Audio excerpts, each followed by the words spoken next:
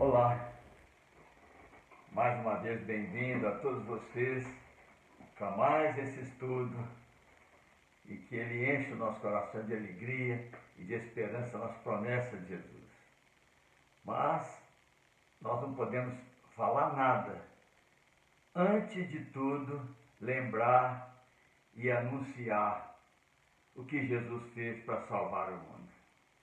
Como é maravilhoso essa revelação de que Jesus Cristo morreu pelos nossos pecados, que ele foi sepultado, mas ele ressuscitou ao terceiro dia, ele venceu a morte, ele subiu aos céus para preparar lugar para aqueles que amam a Deus e prometeu que viria nos buscar um dia. E por que ele fez isso tudo? Porque Deus amou tanto a você e a mim, amou tanto o mundo, que foi capaz de abrir mão do seu Filho unigênito para que no nosso lugar ele levasse os nossos pecados. Que bom saber que Deus conhece todos os nossos pecados, nos perdoa, nos chama para ser filhos e morar com Ele eternamente no céu. Espero que você creia nisso e quando chegar lá no céu, me procurar, porque eu vou morar lá no céu. Seja bem-vindo em nome de Jesus. E obrigado, Jesus, por mais esse estudo e por aquilo que o Senhor fez por nós. Meus irmãos, meus amados, você sabia que a Bíblia é a palavra de Deus? Quando eu me converti, eu procurei um padre Lúcio, que eu amava muito, um homem muito inteligente. A primeira pergunta que eu fiz para ele foi essa: Padre Lúcio, a Bíblia é a palavra de Deus? E ele disse: sim, meu filho, a Bíblia é a palavra de Deus. Voltei para casa e comecei a devorar esse livro. E comecei a descobrir coisas maravilhosas, porque ela revela o passado, o presente que estamos vivendo e o futuro também. Ela revela toda a história da humanidade. E que coisa maravilhosa, porque nós que vivemos no presente, se nós conhecemos o futuro, não precisamos ficar sofrendo, porque nós sabemos o fim da história. E ela revela a encarnação do Verbo. A palavra de Deus se fez carne. No princípio, Jesus era o Verbo, e o Verbo estava com Deus, e o Verbo era Deus. Ele estava no princípio com Deus. Todas as coisas foram feitas por intermédio dele, e sem ele, nada do que foi feito se fez. Imagine Deus encarnado, falando para nós coisas maravilhosas, porque está escrito que certamente o Senhor não fará coisa alguma sem primeiro revelar o seu segredo aos seus servos, os profetas. Não é difícil compreender as coisas de Deus. Deus tem prazer de revelar antes que elas aconteçam. Basta que você preste atenção e tenha interesse. É como a chuva, Jesus disse. Jesus disse que nós sabemos olhar para o céu e podemos dizer uns aos outros se vai chover. A chuva não cai de repente. Primeiro você vê um vento, às vezes está um sol lindo, o céu limpo, mas começa a ventar, as nuvens começam a se agrupar, as nuvens começam a ficar escuras, e nós então falamos uns para os outros, vai chover, e chove. Deus tem se revelado no mundo inteiro para aqueles que prestam atenção nos acontecimentos. Por isso Jesus disse: se vocês permanecerem na minha palavra, vão conhecer a verdade, e a verdade vos libertará. Libertar do medo, da ansiedade, da preocupação, sabe? Da angústia, das dúvidas. Como é maravilhoso conhecer a palavra de Deus, prestar atenção nas palavras do Senhor Jesus. E ele nos ensinou uma coisa interessante: vocês vão orar, venha o teu reino. Por que Jesus nos ensinou a orar, venha o teu reino? Porque o reino que antes pertencia ao homem, foi dado ao homem lá no Jardim do Éden, foi transferido para outro, quando o homem desobedeceu a Deus. O homem recebeu a autoridade e transferiu a autoridade do reino para o querubim caído, para Satanás, o adversário de Deus, o diabo. Ele é o príncipe desse mundo. Jesus disse que o diabo é o príncipe desse mundo, por enquanto. Paulo também diz que ele é o Deus desse século. Ou seja, ele está enganando o mundo inteiro, enganando as nações, tentando levar o homem a duvidar do amor de Deus, tentando levar o homem a viver sem Deus.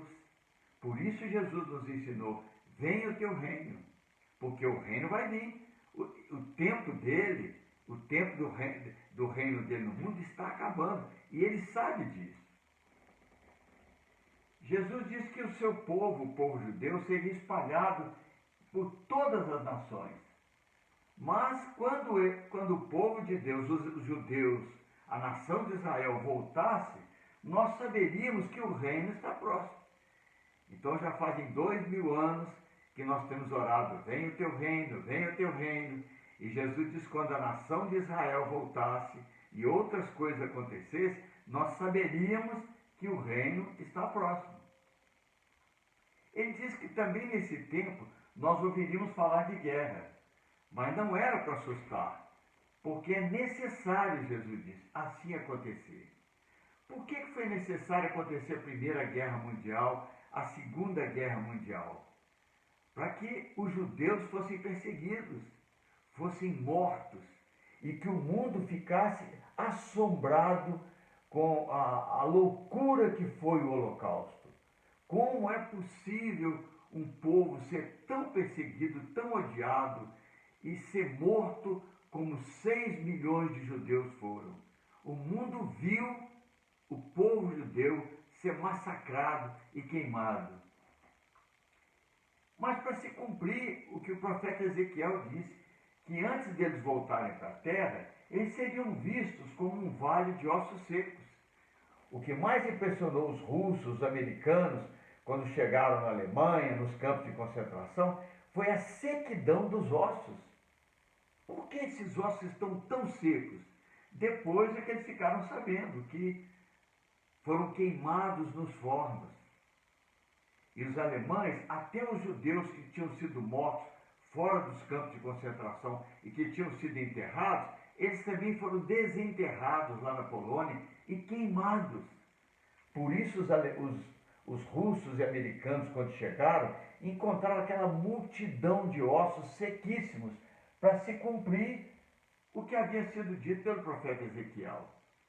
Mas Deus, através daqueles ossos, traria Israel de volta para a terra. E isso aconteceu. O mundo ficou tão horrorizado com o que aconteceu com os judeus na Segunda Guerra, que deram a eles um pedaço de terra, onde Deus prometeu que eles habitariam. Por que tanto ódio do mundo contra os judeus? Porque Jesus havia dito, a salvação vem dos judeus. E é verdade, Jesus nasceu como judeu, morreu como judeu para o mundo inteiro.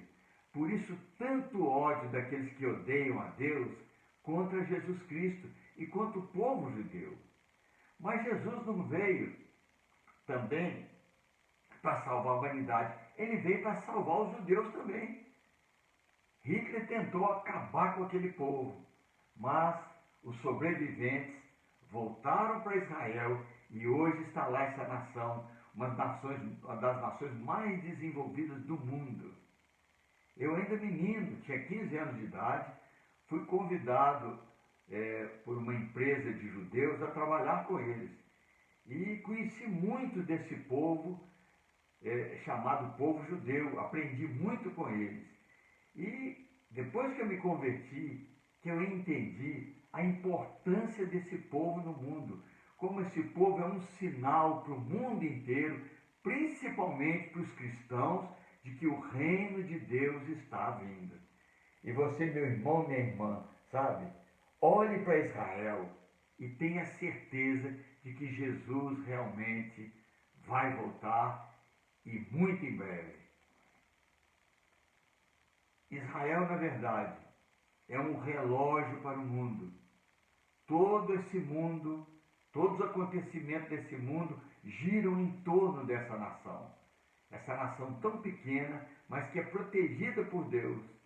porque o Senhor disse que eles voltariam e nunca mais sairiam de lá.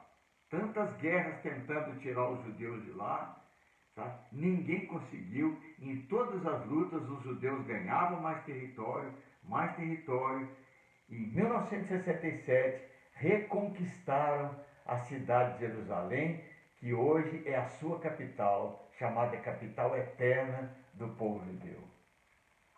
Por isso, foi tão importante Jesus dizer: vede a figueira, que é a nação de Israel, e todas as árvores, quando começam a brotar, vendo, sabeis, por vós mesmos, que o verão está próximo.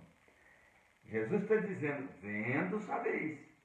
Como duvidar? Como podemos duvidar das palavras do Senhor Jesus, que diz: assim também, quando vis acontecer estas coisas, sabei que está próximo o reino de Deus. Meu irmão, minha irmã, o reino de Deus está próximo. Em verdade vos digo que não passará esta geração sem que tudo isto aconteça. Passará o céu e a terra, porém as minhas palavras não passarão. As coisas vão acontecer, tem que acontecer, porque foram pré-anunciadas por Jesus. E Jesus disse que antes da minha vinda haveria epidemias, né? Todos os dias as notícias só falam disso. Epidemia, pandemia, vírus, mortes, aqui, ali e acolá. Isso é um grande sinal também dos próximos acontecimentos preditos pela Escritura, e que no próximo estudo, se o Senhor permitir, nós veremos por que essa pandemia é tão importante como um sinal de que verdadeiramente Jesus está voltando e que nós que esperamos a vinda dele, que amamos a vinda dele, devemos estar vigilantes, prontos para subir para casa. Ora, ao começar essas coisas a suceder, exultai e erguei a vossa cabeça, porque a vossa redenção se aproxima. Eu quero te afirmar, meu irmão, minha irmã, a sua redenção, a nossa redenção se aproxima. Por isso, exulta, ergue a sua cabeça, desligue a televisão, leia a palavra de Deus, creia nas palavras de Jesus, porque ele vai voltar. Então podemos encerrar esse estudo hoje falando com alegria: Maranata, ora vem Senhor Jesus. Até o próximo estudo, em que, se o Senhor permitir, falaremos sobre essa pandemia e o significado dela nesses últimos dias. Um beijo para você, para toda a sua família, em nome de Jesus.